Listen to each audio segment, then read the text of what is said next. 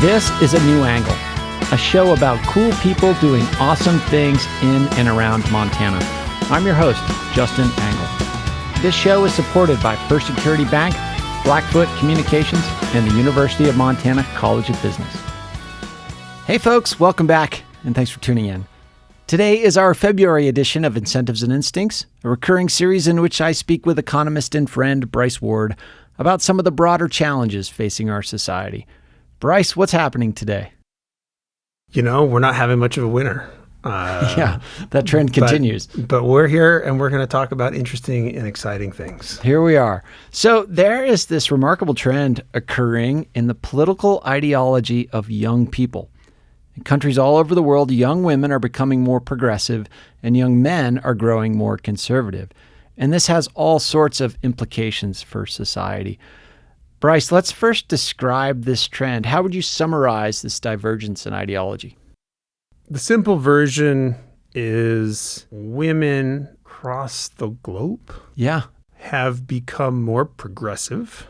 The data for men, and again, young people, we're not talking about just in general.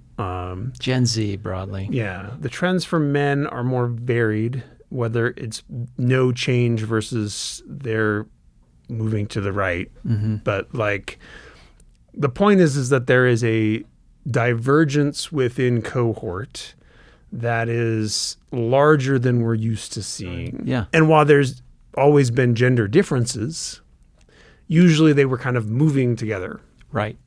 Whereas what we've seen in the last few years is this, there's now the trends are cohort and gender are interacting. So it's in such a way that, there's now a big gap in how men and women younger men and women perceive the world, what they think the problems are and what they think should be done about it. Right. So you could say like ideologically, there are almost two Gen Zs, the female Gen Z and the male Gen Z. Yeah. And again, there's, of course, heterogeneity in both camps. Of course. We're talking about averages or medians or typicals. But yes, at the average gender cohort interaction, there is a gap. And this reflects, this is data from the United States, this is data from the UK, Germany, South Korea. So these effects Spain, are Spain, Italy, right. You can kind of you can take a whole trip around the globe and you'll see similar issues. And so another thing to think about when talking about this is part of this is a language problem too. Like we don't quite have the right framework because, yes, these findings have been conceptualized in terms of liberal and conservative, measured with various types of polling, but it's almost as if liberal and conservative aren't the right terms. I mean, we've chosen to use progressive when talking about women, because we'll get into it, but there's some illiberalism happening across both cohorts. And when I say illiberalism, I mean a kind of setting tighter parameters around the sorts of dialogue and ideas that can be discussed within these communities. Yes, it's very much a canceling generation. Yes. Cancel culture has become somewhat synonymous with left-leaning spaces, but it's very much true on the right as well. Mm-hmm. Yeah. And it's very much more common amongst the younger cohort. Right. And so the question becomes, well, what's going on in the younger cohort that's leading them to be intolerant of lowercase l liberalism, which has been the dominant paradigm of the West for 200 years. Right. That's a complicated question. Mm-hmm. The most intriguing explanation comes from a recent paper on the rise of zero-sum thinking. Right. We should define that. Zero-sum thinking is a belief that that my gains come at your losses. Yes. And in particular, they're equal, right? My gain is exactly your loss. Mm-hmm. Or at least my gain is smaller than your loss, right? Yes. So it's zero or negative sum, right? As opposed to positive sum, which is, we're both better off, or, I'm better off by a lot more than you're worse off. So collectively, we're better off. And for many years, as far as I've been affiliated with business schools, how we teach negotiations is how to conceptualize negotiations in such a way that you can achieve positive sum. Because when you get into negative and or zero sum thinking, there is a winner and a loser by construction. Ends justify means. Right. All sorts of bad things start happening in a moral, ethical space, right? The way that you keep things constructive is by trying to find the positive sum. Now, that's not to say that there aren't situations that are zero sum. Right. There are zero sum situations. There are even negative sum situations, right? But it is very easy to fall into a trap of thinking something is negative or zero sum when it's not. And that's what negotiation or difficult conversations or, a lot of the stuff when we're training people, how to interact with others, it's about helping you see the fact that, there's a way through here. That's better than the alternative, right? There's a paper, it's a US-based paper, but they surveyed 20,000 Americans. Big sample. They gave them these games to determine their prevalence of zero-sum thinking. Mm-hmm. And then they matched that to their beliefs on standard set of questions. And then very interestingly, they also linked it to their ancestry. And so, what they find is younger generations, zero-sum thinking is much more prevalent than in older generations. Okay. Zero-sum thinking is correlated with very specific policy beliefs, neither of which code or none of which are, it's not just a simple, that's progressive or conservative, right? Uh-huh. There are zero-sum ideas on both sides. Interesting. And they're the ones that generate a lot of heat, particularly amongst younger cohorts. Okay, let's talk about some examples here. Affirmative action, redistribution, immigration. So the notion that immigrants are harmful is a zero-sum idea. Immigrants come here and they harm. Yes, or they take away services or whatever. We have a long history and a long history of evidence that there are positive sum opportunities. Frequently, we don't do a great job of compensating the losers because there's always going to be losers. But usually, there are net benefits to be found. Yeah. Right? And so in economic space, it's frequently easy to find a way to a positive sum negotiation, compromise. Culture wars are not obviously zero these sum. cultural issues. And that's sort of why I said liberal conservative isn't necessarily the right language, at least as we sort of have understood it in the recent decades. What matters for this discussion is that when you're beset by zero-sum thinking, you end up in these very difficult fights that are very difficult to see your way to constructive solutions. And going back to then, maybe where's the gender in this? Well, that's just a cohort effect. Well, where's the interaction with gender? One of the things that's different amongst Gen Z men versus even older men is they are much more skeptical of feminism. Right. They are more skeptical of a variety of women's empowerment ideas. I think they view some of this as zero sum. And a lot of that, I think, and it's speculated in the commentary, is that some of this can be tied to the Me Too movement. I think you and I would agree that sort of watershed of a movement has been largely positive in the sense that it has just uncovered such an awful set of behaviors across a broad sector of powerful men. Yet, the sort of transgressions of those men are not created equal. And this is dangerous terrain to talk about. This all goes back to the illiberalism. Yes. Right? Cancel culture by itself and what is cancelable. Mm-hmm. Right? That's the discussion here. Yes. Right? In progressive spaces, the transgressions have gotten smaller and smaller. It's very much getting, the backlash to it is because people, it's like, you're almost reaching thought crime.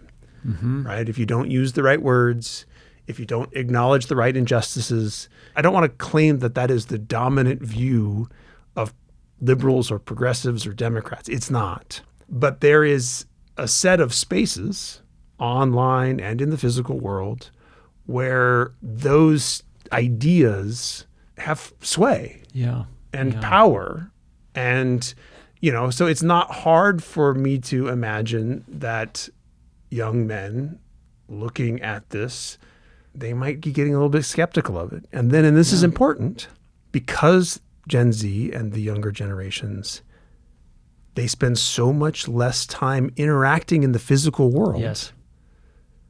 They go off into gendered, frequently online spaces, which are echo chambers, and we're getting an increasing amount of literature that shows that's exactly what happens. Yep. And when I surround myself with people who are similar to me, we polarize, because I keep hearing from you and you keep hearing from me about all the bad things and all the reasons why we're right and why everybody else is stupid and wrong. And we just kind of keep going, right? We are existing in these polarized, algorithmically generated media ecosystems. So it can be, your physical community you're selected into based on your own choices, but it can also be the choices that the media algorithms are serving us. We're not, and we've talked about this on this segment many times, we do not share a common view of reality. There are different versions of reality. And reality has always been sort of a contested thing, but now you can exist in a totally different reality, and we're starting to see that that's probably occurring along gender lines, and that's contributing. It's sort of pouring gas on this fracture that we're identifying. Right, because and the anecdote to this is, we have ample literature demonstrating, which is when you are forced to interact with people who have different viewpoints and ideas, it pulls you back down to reality. Sure. Pulls you back into, oh wait, that's right. Oh, I hadn't thought about that. Oh yeah, you're right on that. And we kind of get back into something that's more constructive and allows us to kind of find the good and the important, and maybe not fall subject to stuff that's a little bit too far off the rails. Yeah, and it breaks down the zero-sum framework, right? So for the listener who's bumping at some of the things we've proposed here, there's open debate as to what the catalyzing forces are here, but what appears to be the key mechanism is this zero-sum trap.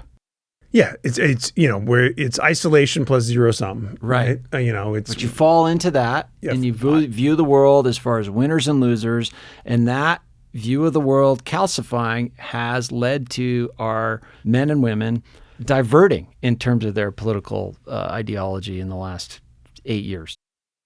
We'll be back to my conversation with Bryce Ward after this short break. A New Angle is supported by First Security Bank, Blackfoot Communications, and UM's College of Business. Access to capital, broadband, and education are 3 ingredients any community needs for success. Hey, this is John Wicks from Deaf Charlie, and you are listening to A New Angle.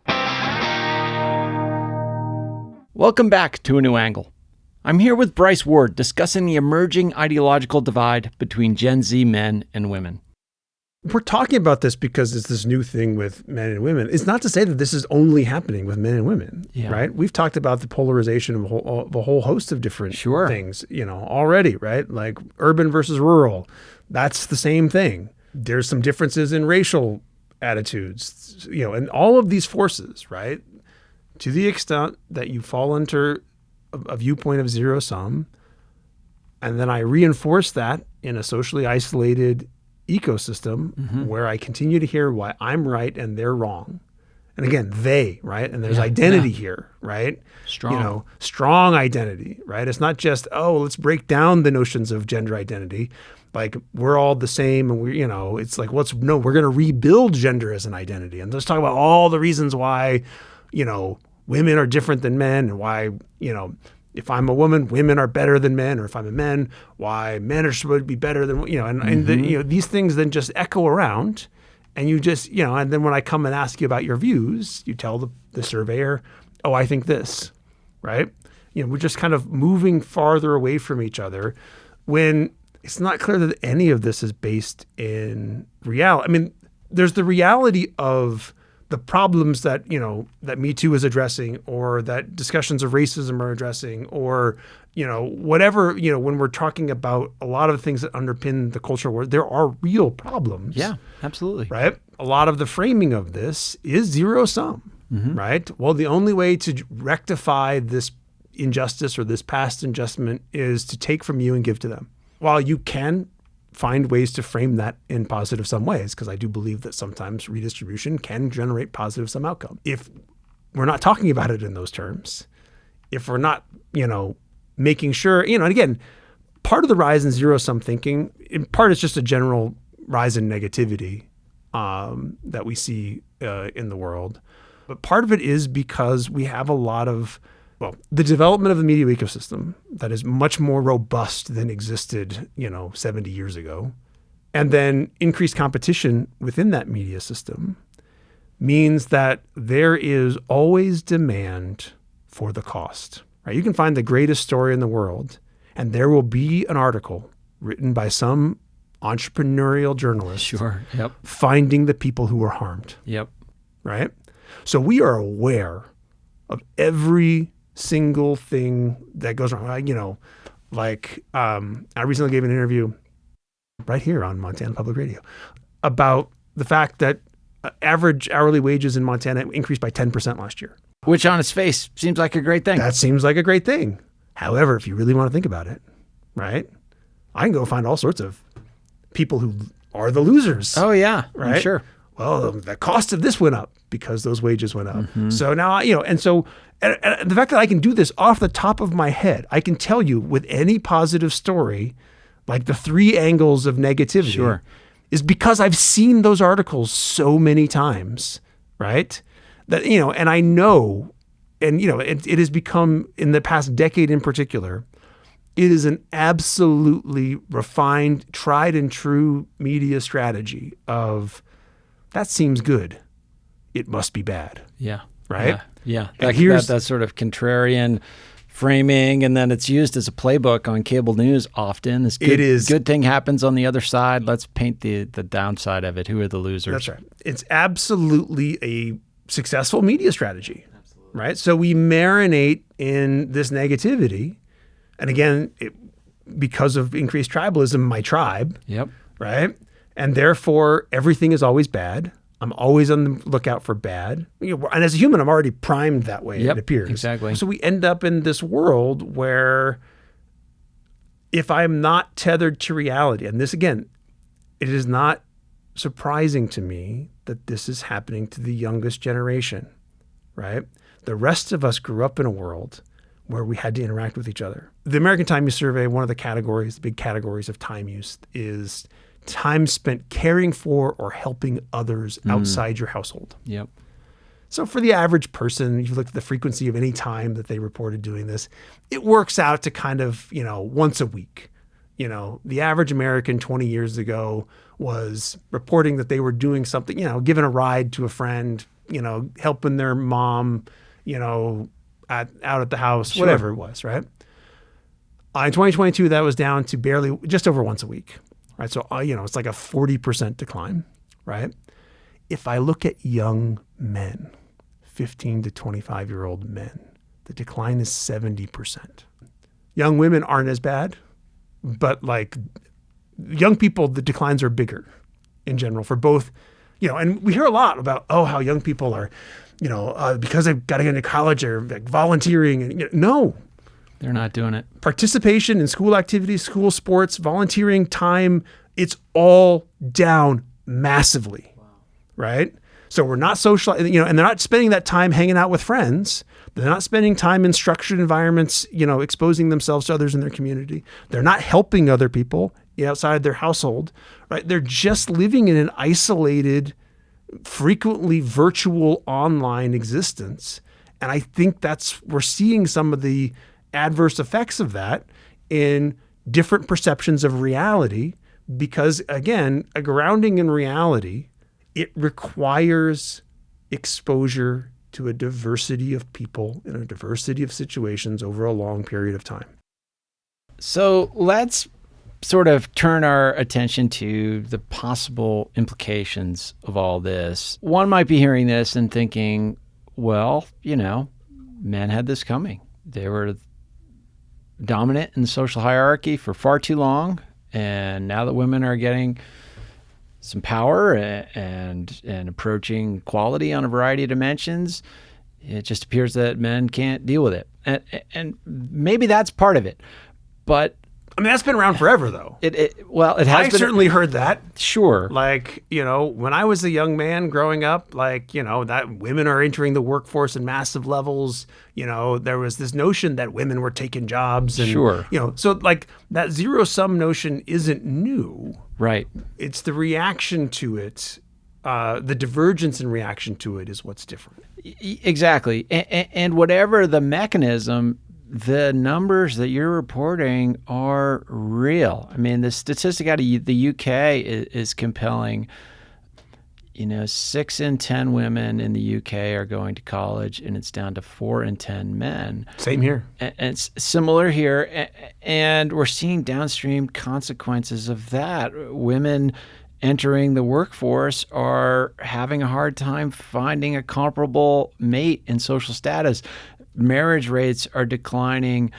Childbirth rates are declining.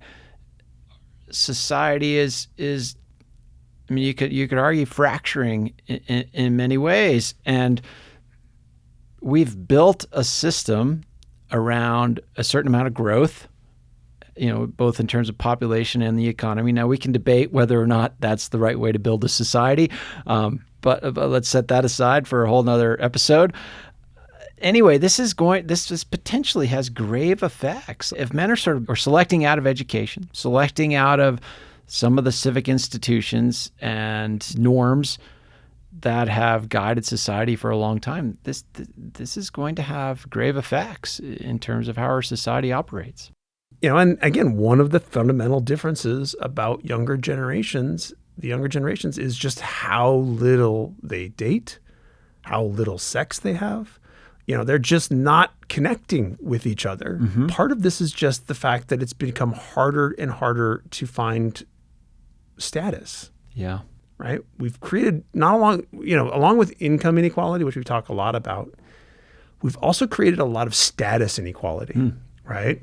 We've kind of removed some of the traditional pathways to status in a small town, right? Like, if you went back into when we were in high school, like, for good or bad, if you were a high school athlete, there was status.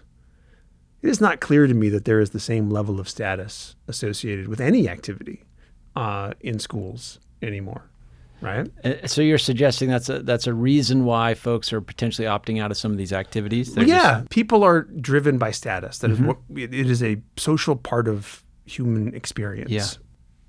There is potentially some zero-sum aspects to it because it moves with attention, and attention is something that, I can increase if I increase the population size, I can create some more grams for status or whatever it is.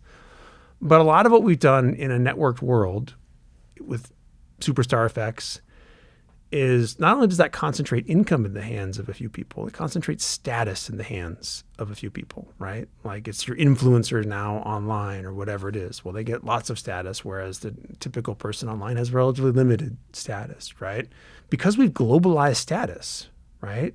Like, now people are seeking the Uber golden ticket of status. Sure. Right? Yep. So I think we've actually maybe reduced status overall, but if nothing else, we've reduced the availability of status in a lot of places.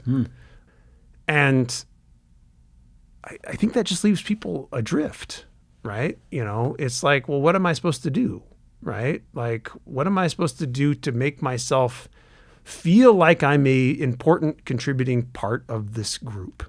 And how do I demonstrate that if I'm a man to a female, or if I'm a female to a man?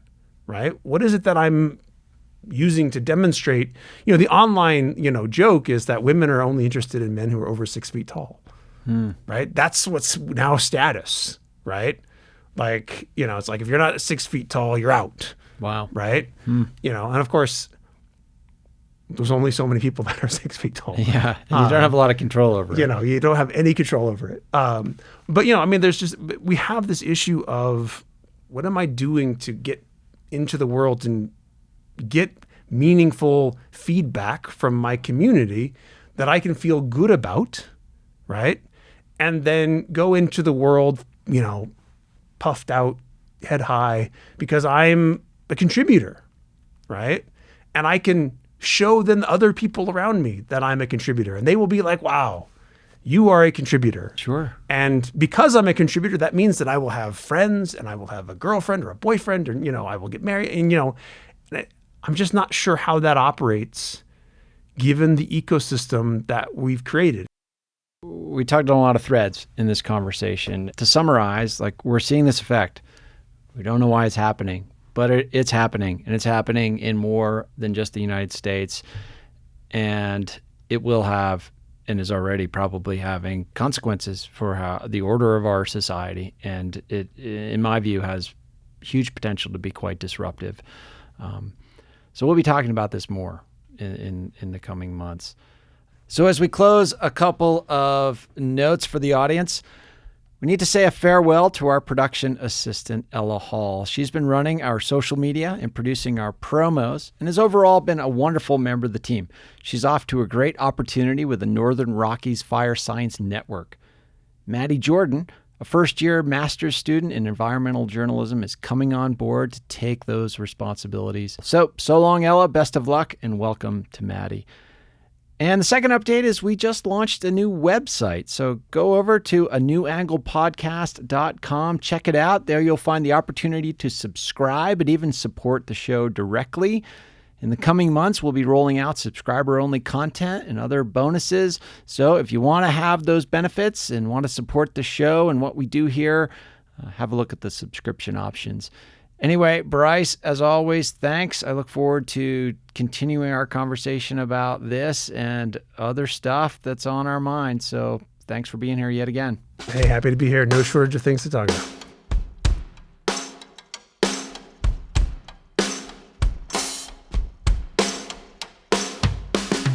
Thanks for listening to A New Angle. We really appreciate it. And we're coming to you from Studio 49. Generous gift from UM alums Michelle and Warren Hansen. A New Angle is presented by First Security Bank, Blackfoot Communications, and the University of Montana College of Business, with additional support from Consolidated Electrical Distributors, Drum Coffee, and Montana Public Radio.